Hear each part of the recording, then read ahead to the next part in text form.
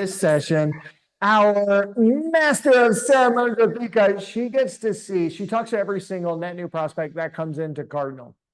Small, big, large. She's heard all of the problems, the plateauing of growth, the issues with ad accounts someone doesn't own, why they're stalling on SEO, why their link juice ain't working anymore. She's heard all the problems. She's seen all of them. She's helped solve quite a few of them. So today, for the next few minutes here, you're going to get to hear from Rithika on all of the common mistakes she sees clients making. And please, this one is very valuable because we continue to see them.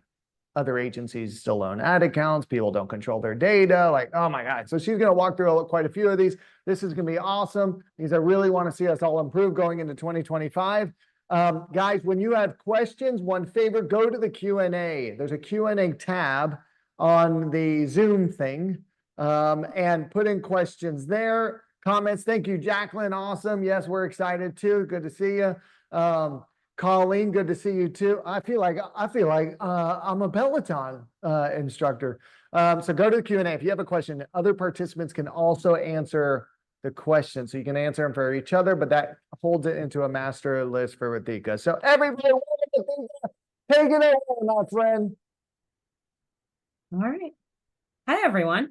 I'm Rithika, for anyone who doesn't know me, and I'll be covering some common digital marketing mistakes and how to avoid them. It is 2024, so we should really hone in on avoiding these mistakes. I encourage you to ask your marketing teams after this. If it's us, ask us about if we're making these mistakes or if we've seen these mistakes in your account, how we addressed them and the impact it had overall.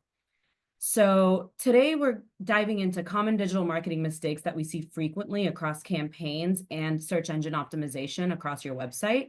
By addressing these areas, we can improve performance and reach the audience effectively. Some of these are low-hanging fruit issues, so it's easy to address, quick to address, but high impact, high value outcomes. So diving right into it, our paid media mistake number 1, location extensions. Location extensions are useful, but when too much budget goes towards get direction clicks, it diverts funds from actions that more directly drive conversions. So optimizing spend by monitoring these extensions ensures that your budget goes towards activities with a higher likelihood of converting new patients.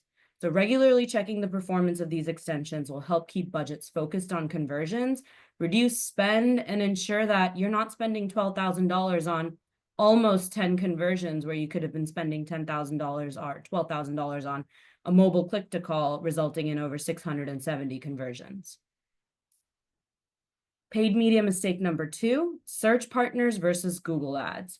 So within the back end of your campaign settings in Google Ads, there's a setting to select or deselect expansion of ad delivery to search partners over just Google Ads. All campaigns are automatically selected to search partners as an option in the back end of campaign settings when you just set up the account or a new campaign. The reason we say to monitor and possibly deselect search partners is because even though search partners often has a lower cost per click and a low click to lead conversions, clicks from search partners tend to yield lower quality conversions, potentially affecting patient acquisition quality and quantity. So regular evaluation of search partners versus just Google Ads or Google search results helps keep budgets aligned with high quality conversions. It's important to monitor this closely and adjust ad delivery selection based on performance, but typically it's safe to bet deselecting search partners is a safe bet unless the campaign is more geared towards awareness and exposure over conversions. Paid media mistake number 3.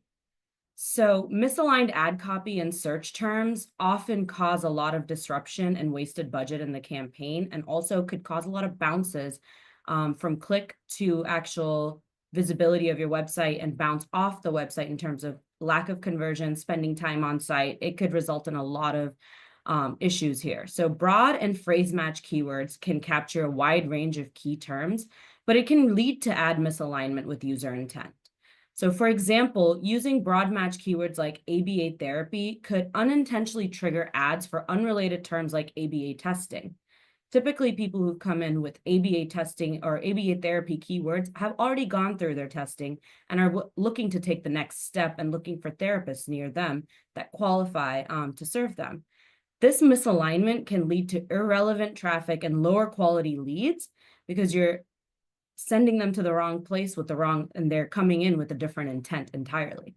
So by segmenting ad groups, we can filter traffic more effectively, ensuring ads appear for searches directly related to ABA therapy, driving higher relevance, engagement, and conversions. So proper keyword segmentation, organization, and ad group ensures that ads, message, copy aligns with user search terms, driving better engagement and higher conversions. Moving on to SEO. So our SEO mistake number 1, missing or duplicate title tags. Title tags and headings are critical SEO elements that signal relevance to search engines. Missing or duplicate tags reduce SEO effectiveness, especially for high impact pages like blogs. So having unique optimized metadata enhances search visibility and drives more qualified traffic. SEO mistake number 2, poor URL structuring. We've seen this more and more this year, more than not, I would say. So having consistent URL structuring and well-organized subdirectories make it easier for search engines to understand the site hierarchy and content themes. A clean structure improves crawl efficiency, indexing, and overall search engine ranking. So in the graphic that you can see displayed on the slide, having that proper structure from the domain URL to which segment or section you're under, in this case, blog, and then actually talking about the blog topic that the person is on or the page is on, makes a lot of sense, creates clean and clear site hierarchy, and not only informs the end user, but more importantly, informs the search engine. So it's easy for them to crawl and rank your website and blog and content pages across your website at a higher rank within search results. SEO mistake number 3, lack of content. Having consistent and relevant content is absolutely vital for search engine ranking and authority. I cannot tell you how many times I've heard over the past few years saying, I could do SEO for 90 days and that'll be sufficient, and then we can pick up in a couple months again. That's not true at all. Having consistent, relevant content is so important. Having content optimized frequently, monthly, weekly, whatever that cadence may be, as it's necessary based on your current website standing and ranking. So insufficient content or old unoptimized content, especially for hyper local and blog topics, limits your visibility and engagement. You need to have content consistently being optimized across your website, ensuring that the topics that are being talked about within the blogs are relevant, are high search intent, are being talked about in your local markets, in your areas, are gaining traction. Keywords and what keywords rank consistently change, and the behaviors of end users change consistently as well. SEO and what we're talking about on your website also needs to follow that path and consistently be optimized and changed regularly.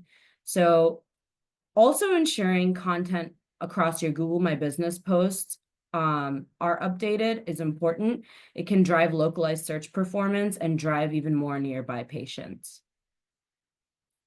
And since we're on the topic of SEO, I'd like to cover a quick case study where we applied some of our common mistakes that we've seen and the results we found.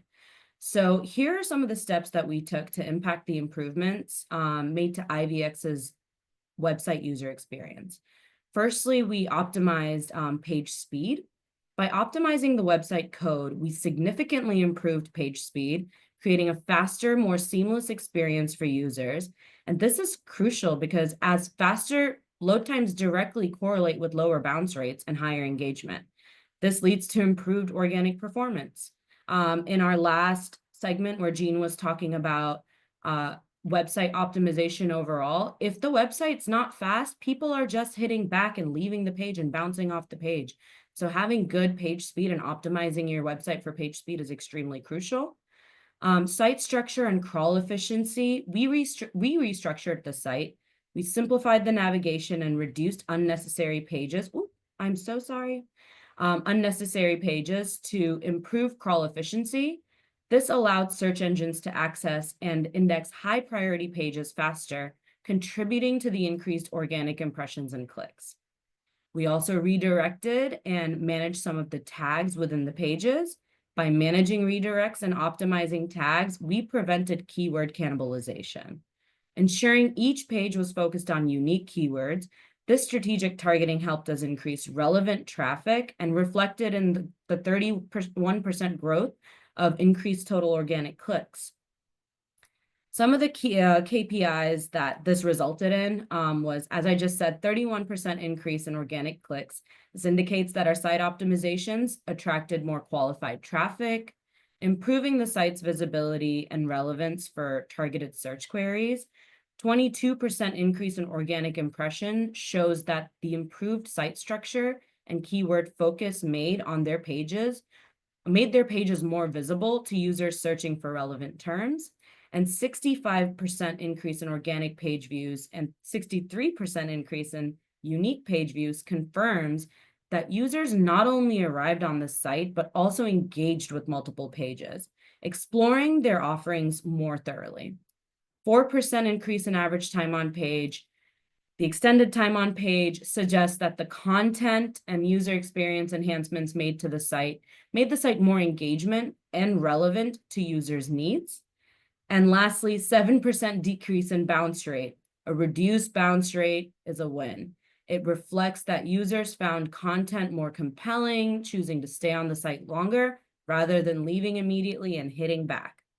So the overall impact on user engagement, it demonstrates how a well-optimized and structured website can drive organic growth. By prioritizing speed, accessibility, keyword clarity, this client site attracted and retained more users, positively influencing key engagement metrics and setting a solid foundation for future growth. So conclusion and best practices. By regularly auditing our approach, aligning messaging with user intent, and building strong SEO foundations, we can create a sustainable and effective digital marketing strategy. This approach not only helps avoid pitfalls, but keeps the campaigns focused on achieving real and measurable goals. And that being said, any questions? Looks like I do have one. How content created by AI is affecting SEO positioning? Is it a common mistake nowadays to use AI to create content? I wouldn't say it's a common mistake to use AI to create content. I think it's now become a regular practice to use AI to create content.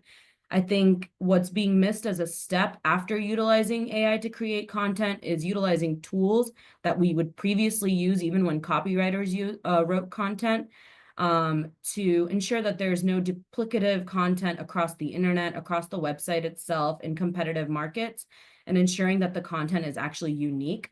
The other piece of utilizing AI content that people need to be aware of is ensuring that it's actually in layman terms and not too robotic. Even when copywriters write content, it can tend to be too technical and not relatable. So AI can make the same mistake, just ensuring that the language is simplified and readable and not only digestible by the end user, but the search engine as well, is extremely important. Any more questions?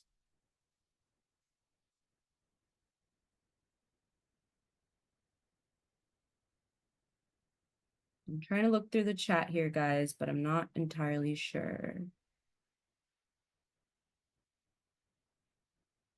I think we're good here.